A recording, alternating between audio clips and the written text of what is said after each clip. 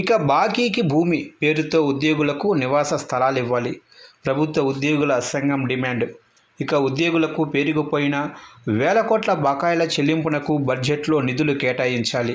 లేని పక్షంలో ప్రత్యామ్నాయంగా బాకీకి భూమి పేరుతో నివాస స్థలాలు ఇవ్వాలి అని ఏపీ ప్రభుత్వ ఉద్యోగుల సంఘం అధ్యక్ష ప్రధాన కార్యదర్శులు కెఆర్ సూర్యనారాయణ, ఎం రమేష్ కుమార్ ఒక ప్రకటనలో డిమాండ్ చేశారు.